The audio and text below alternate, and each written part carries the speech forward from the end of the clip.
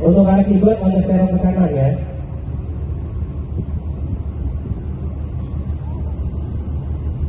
Untuk panitia bisa mengambil imamnya nanti di tenda Iman Care. Jadi makmumnya tidak mendahului tenda Iman Care ya. Ya, ini batasnya ya. Batasnya ada tenda Iman Care. Ya, jadi sholat dimulai nanti ya, bersiap-siap nanti akan ada informasi dari MC.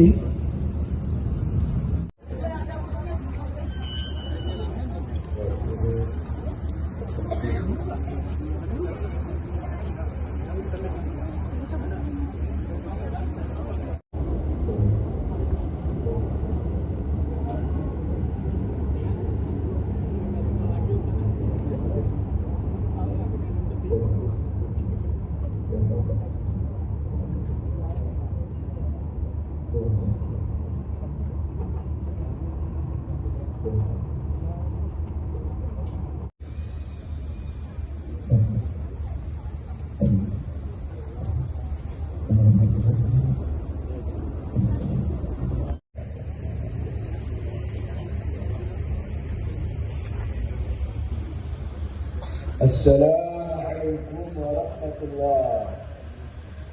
Assalamualaikum warahmatullahi.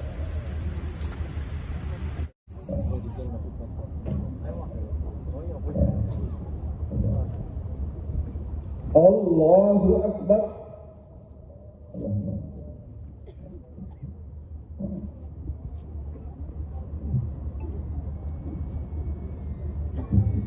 Badada, Allah maktulhum badada. Ya Allah, bunuhlah mereka ya Allah. Bunuhlah mereka ya Allah. Bunuhlah mereka ya Allah. Dengan kekuatanmu ya Allah. Dengan kekuasaanmu ya Allah.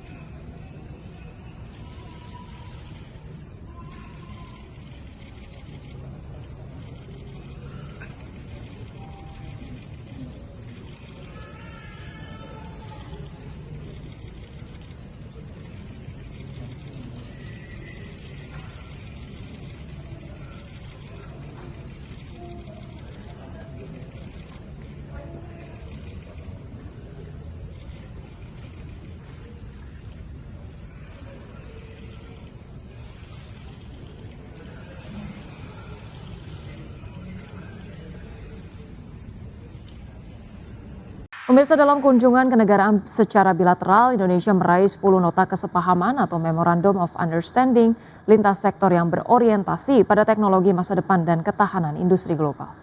Presiden Prabowo Subianto menyaksikan langsung pertukaran 10 nota kesepahaman antara pemerintah Indonesia dan Republik Korea Selatan di Istana Kepresidenan Blue House, Seoul, Korea Selatan.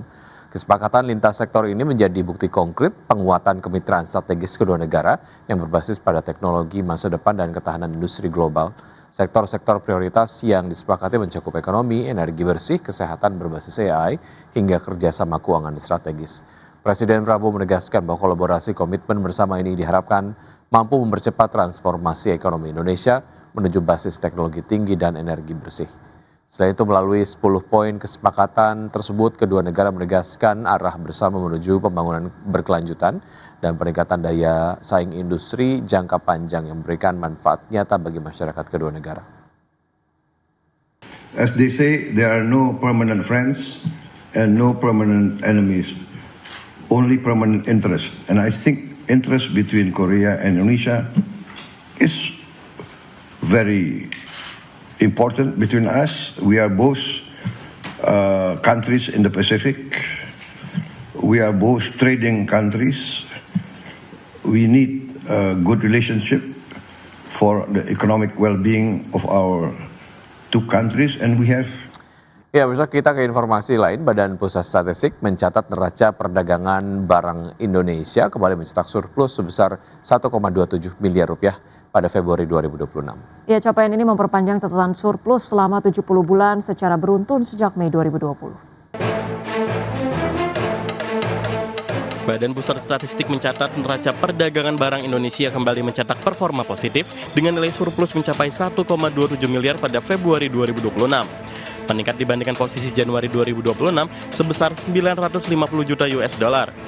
Capaian ini memperpanjang catatan impresif Indonesia yang telah membukukan surplus selama 70 bulan secara beruntun terhitung sejak Mei 2020.